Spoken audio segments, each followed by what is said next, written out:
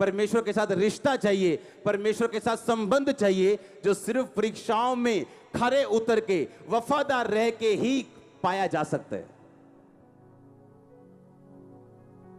अगर आज आपकी उत्तर ना मिले प्रार्थना का, जो वीजा आपको लगता है 2 साल अगर ना मिले तो मैं मर जाऊंगा, अगर वो 10 साल ना मिले, सोच के देखो क्या तभी भी आप खुदा के साथ वफादार रहने के लिए तैयार हो?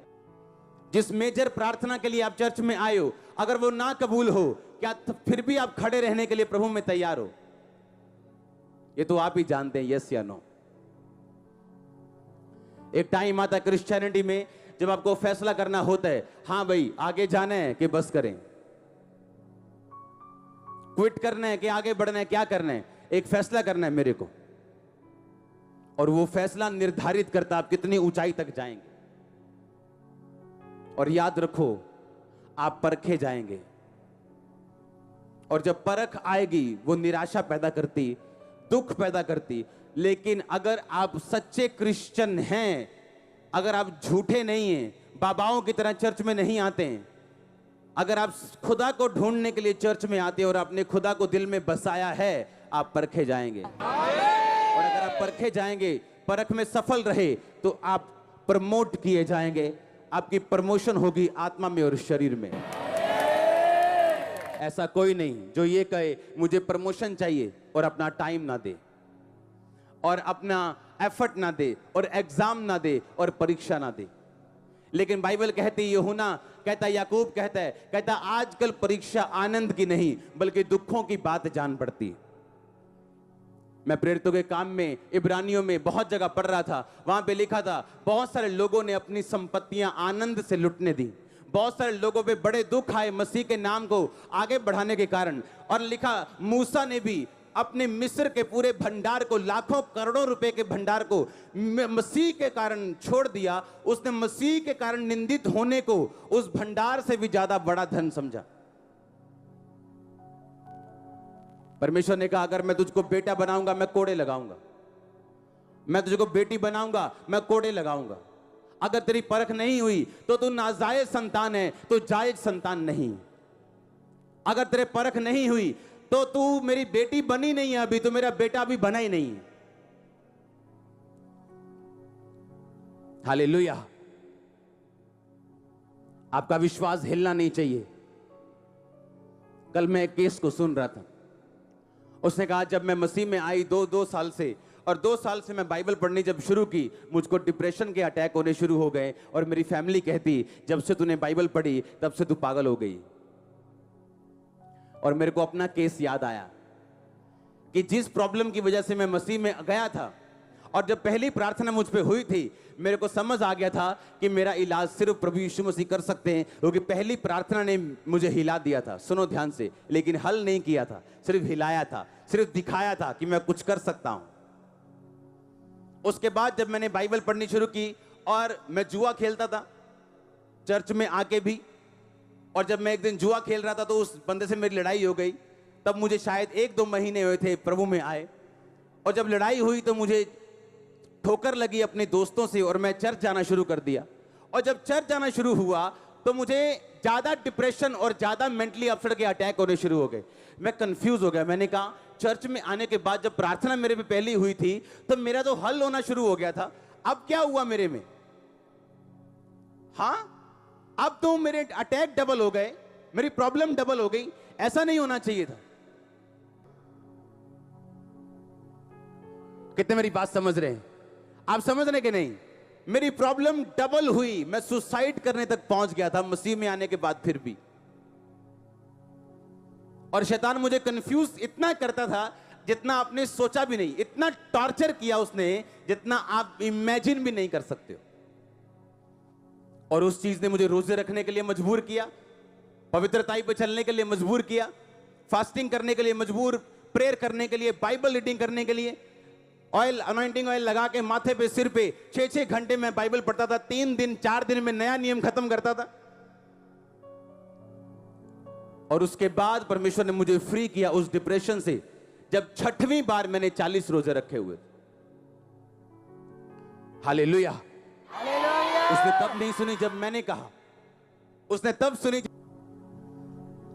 अगर आज, मैं गारंटी देता हूं, अगर आज खुदावंद हमको फाइनेंशियली ब्लेस कर दे, आप में से 40% लोग अपनी साल्वेशन खो जाएंगे, इस संसार में खो जाएंगे, अगर आज आप अमीर हो जाओ तो। आज अगर खुदावंद आपको पैसा दे, मैं जानता हूं, मैं प्रभु का दास हूं, मुझे सुनता है खुदावंद क्या कहता है।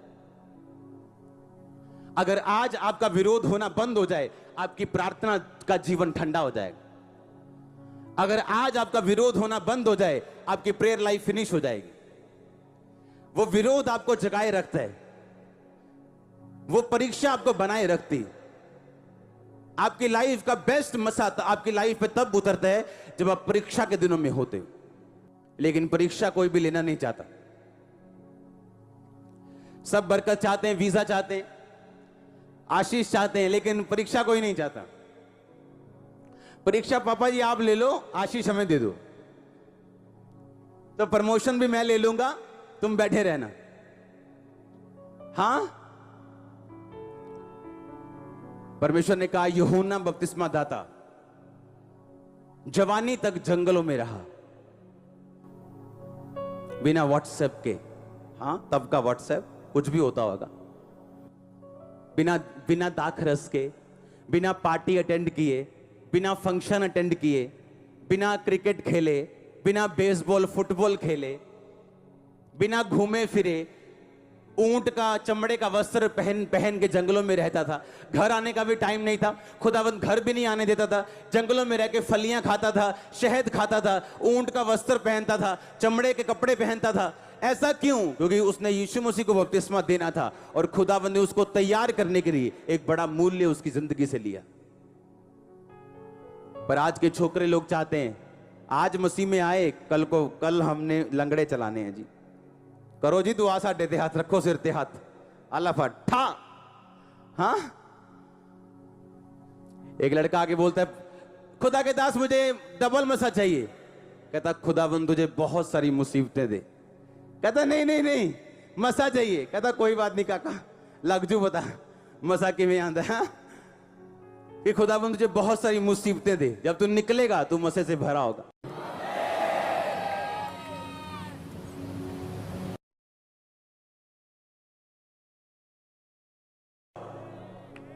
और अगर तू ना निकल पाया तो तू कहीं का नहीं होगा, ना घर का ना घाट का।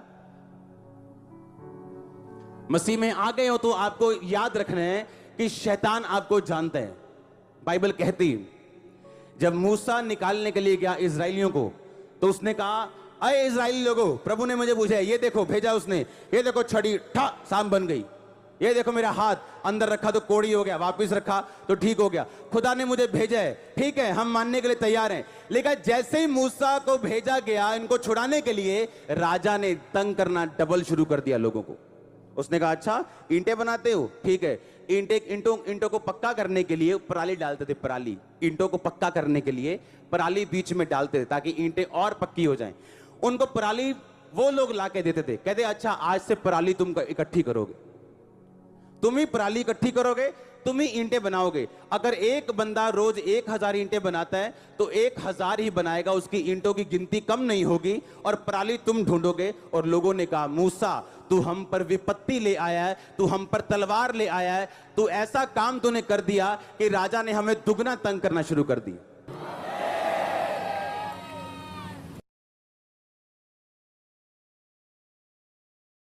जब शैतान आपको छूटता हुआ देखता है, आपको अच्छी चर्च में जाता हुआ देखता है, अच्छे अगुए के पास देखते हैं, आपको बाइबल पढ़ते देखते हैं, आपको फास्टिंग करते देखते हैं, आपको पवित्रता में चलता हुआ देखते हैं, आपको दुगना तंग करने की कोशिश करते हैं।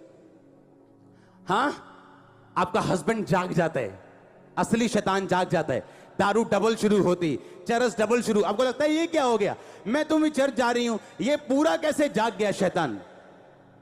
आपको खड़े रहना, अगर भगाना चाहते हो परमानेंटली। अगर आप खड़े नहीं रहे हो, डर गए कि नहीं शैतान तो पूरा जाग गया, आप घर बैठ गए, वो शैतान चुप कर जाएगा पर उसके अंदर ही होगा सर सारी उम्र, और आपको थोड़ा थोड़ा तंग करता रहेगा और कभी जाएगा नहीं। लेकिन अगर आप अड़े रहे और खड़े रहे, वो डबल तंग करेगा पर आपकी लाइफ को वो छोड़ के जाएगा। जब वो जाएगा बोरिया बिस्तरा साथ लेके जाएगा, बीमारियां और श्राप और गरीबी साथ लेके जाएगा। जो चीजें वो पैदा करता है उन्हें साथ लेके जाएगा आपके घरों से और फैमिलियों से। और आमीन, जितना ऊंचा और लंबा ब्लेसिंग उतनी ऊंची और लंबी। हालेलुया। पर हमें डर लगता है, इसलिए बहुत सारे लोग बोलते हैं जब मैं चर्च में बढ़ना शुरू हुई, जब मैं प्रार्थना करना शुरू हुई, तो मेरे घर में ये प्रॉब्लम शुरू हो गई। तो ये बड़ी अच्छी बात है आपके लिए, ये बड़ी गुड न्यूज है आपके लिए। इसका मतलब आप राइट प्लेस के ऊपर हो। इसका मतलब शैतान को आग जा रही, उसको तंगी हो रही, उसको डिस्कंफर्ट हो रहा है, वो आपको डरा के चुप कराना चाहता है। तो परमेश्वर ने कहा डरना नहीं, चुप नहीं रहना। वो एक शॉट मारे, खींच के दूसरा मारना, वो भागेगा। आमीन, ऊंचा आशीष ऊंची। हालेलुया। तो आप तैयार हैं परीक्षाओं में से होकर गुजरने के लिए? उस परीक्षा में यीशु मसीह चुप कर जाएगा। वो टीचर जो पूरा साल आपको बच्चा बच्चा कह के पढ़ाता है, जब पेपर होता है वो आपकी ओर देखता तक नहीं। आप देखते हो जैसे चूचा नहीं देखता कुक्कड़ की तरफ, अपने पिता की तरफ, कि सारा मैनू माड़ा है दासी देना है, एक माड़ा है हिंट ही दे देन, और सारा दा अखा करदा उन कि मेरे वाल देखना भी नहीं। हाँ, और चुप रहता है, वो समझाता नहीं। यीशु मसीह चुप रहता है परीक्षा के दिनों में। आप बोलते हैं, आप फास्टिंग करते हैं, आप रोजे रखते हैं, आप रोते हैं, वो चुप रहते हैं। और वो महीनों चुप रहता है, कई बार सालों चुप रहते हैं, क्योंकि उसके बोलने का अपना टाइम है। वो सड़क पे चलने वाला वो बंदा नहीं जो तोता रख के बैठे है कि आप तोते के मुंह में 10 रुपए डालोगे और तोता आपको काट देगा और आपकी मर्जी के हिसाब से बोलेगा। वो जीवित परमेश्वर है, तोता नहीं है। वो अपनी मर्जी के हिसाब से बोलेगा, और जब उसका दिल करेगा तब बोलेगा। और जब वो बोलेगा आप अपनी बेस्ट टेस्टिमनी में होंगे, आप अपनी बेस्ट गवाही में होंगे, आपकी फैमिली अपनी बेस्ट गवाही में होगी। आमीन। ऊंचा तो रिसीव करो यीशु मसीह के नाम में। हालेलुया। क्या उसके साथ चलने के लिए तैयार हो? खड़े रहने के लिए तैयार हो? यीशु मसीह में बने रहना, उसमें खड़े रहना। एक तरफ आपको एक्सपीरियंस होते हैं ग्लोरियस, एक तरफ आप खुदावंद की आत्मा को ग्रहण करते हैं, पवित्र आत्मा की सामर्थ को पाते हैं, चर्च में खुदावंद की हुजूरी को महसूस करते हैं, अपनी लाइफ में महसूस करते, जब प्रार्थना में बैठते तब भी करते हैं। लेकिन दूसरी तरफ परीक्षा होती जो आपको ये सोचने पे मजबूर करती कि क्या यीशु मसीह तेरी लाइफ में है? क्या यीशु मसीह जिंदा है? क्या सचमुच परमेश्वर होता है? और परमेश्वर देखता आप तुम क्या सोचोगे, तुम कहां जाओगे, क्या करोगे। हर चीज का जवाब आपके पास नहीं होगा, चाहे आप आत्मा से भरे हुए क्रिश्चियन क्यों नहीं। खुदावंद पहले दिन में आपको पूरा ब्लूप्रिंट नहीं देगा। आप बड़ी बिल्डिंग भी बनाएंगे ना, पहले दिन आर्किटेक्ट आपको कभी भी फुल ड्राइंग लॉन्च नहीं करेगा। वो आपको थोड़ी थोड़ी देगा, इस हिस्से की, इस हिस्से की, ये हिस्सा थोड़ी थोड़ी आपको देता जाएगा, आप करते जाएंगे। यीशु मसीह कभी फुल ड्राइंग आपको नहीं देता, वो थोड़ा थोड़ा आपको देता है, और थोड़ा थोड़ा दे के आपको परखता है कि आप इस थोड़े के साथ क्या करते हैं। अब आप खड़े रहे कि नहीं, अब खड़े रहे, अच्छा आगे क्या करते हैं। ब्लेसिंग मिली, अब क्या करते हैं। ब्लेसिंग नहीं मिली, अब क्या करते हैं। रोजों का उत्तर आया, आप क्या करते हैं। नहीं आया, तब क्या करते हैं। वो पूरा देखते हैं, चेक करते हैं।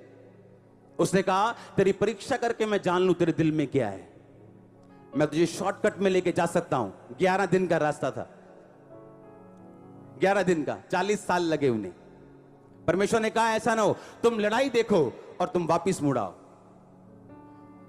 मैं आपको गारंटी देता हूं आप में से 40% से भी ज्यादा लोग होंगे, 40%, 40%। अगर आज आपकी प्रेयर रिक्वेस्ट आ जाए, आपकी साल्वेशन खत्म हो जाएगी, आप प्रभु से हट जाओगे। आज मैं सेवा में ना होता, अगर मेरी प्रार्थना का उत्तर दूसरे साल आ चुका होता, मैं भी आपकी तरह बैठा होता और आराम से वचन सुनता और घर जाता।